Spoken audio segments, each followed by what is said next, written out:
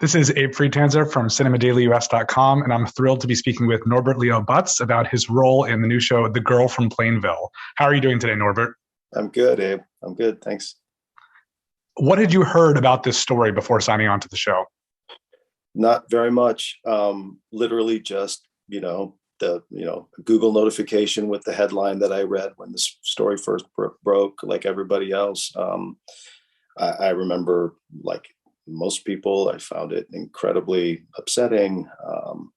I have my oldest two daughters. They're similar in age to Michelle Carter and to go. So the whole thing scared me. Then when I got the script, I realized it was that same story.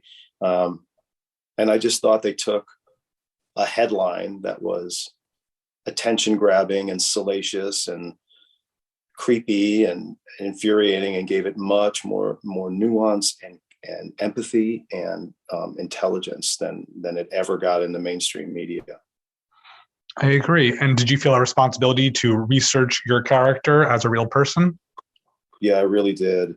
There's not a whole lot you can do in terms of research for him. I did, I read the Esquire article, obviously, and I saw the documentary. Coe remained a sort of an enigma to me. He's only in a few moments in the documentary. He did not want to be interviewed or speak to anyone in the production, for which I understand completely. So it was really Liz and Elle too, who had a lot of information about that family. Things that wouldn't have been in the court transcripts and things like that, more personal details. But honestly, I just tried to respond to it as a dad. Like I said, I've got three girls who have dealt with a lot of these same issues, and loved the nuance that she gave it, like I said, and the way that it humanizes the community, the people. We all want to blame somebody, and especially a parent and especially a mother. I think it's a lot of kind of sort of sexist judgment at bad mothering, and bad fathering too. And I think the movie does a great job at saying, no, it's far more complicated. Yeah, and I think when you first meet Coe, he's sort of withdrawn and sympathetic and very, just so devastated. And then a couple episodes in, we see this darker side of him when he responds to something that is, of course, problematic of his son leaving his daughter somewhere. Yeah. But that's a very sort of harsh shift. How did you balance, portraying that with keeping him sympathetic? One of the saddest, symptoms of mental illness in a young person is that the whole family becomes affected by it. In that scene that you're talking about, it's as if the whole family's living on eggshells. There's a low level of kind of hostility, kind of boiling it all the time when you're dealing with someone who's so erratic in their behavior, so reactive and manic as this kid is. So that scene is about the fear of the harm he could have brought another one of my kids.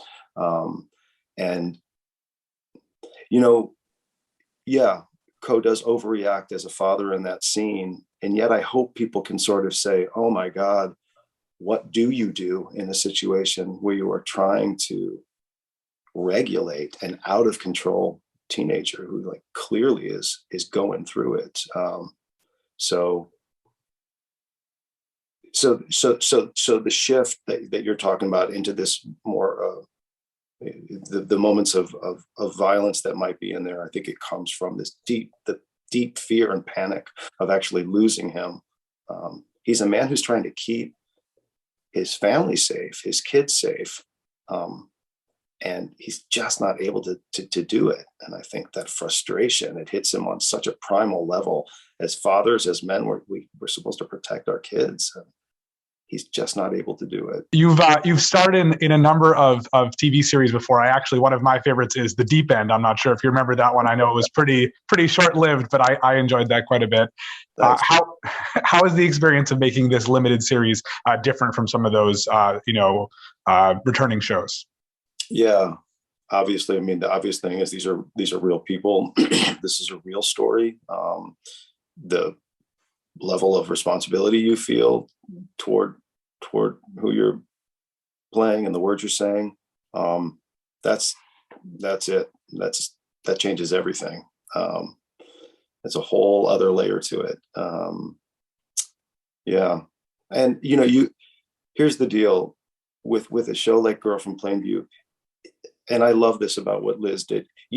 There's no escaping the fact it's heavy subject matter. It's difficult subject matter, almost unwatchable subject matter. But they did such a brilliant thing with some of the filmmaking techniques that they used, some of the structure of the thing, like a puzzle that they've created, something for the audience to work out. The way that this incredible conceit of acting out the texting scenes, I think it gives the audience a little bit of separation, a little bit of place to stand back. They did such a smart job with that. I agree. Well, the first 3 episodes of The Girl from Plainville premiere on Hulu on Tuesday, March 29th. For more content like this, subscribe to the YouTube channel Cinema Daily US. Thanks so much, Norbert. Very nice to meet you, and best of luck in the future. Thanks so much, Abe.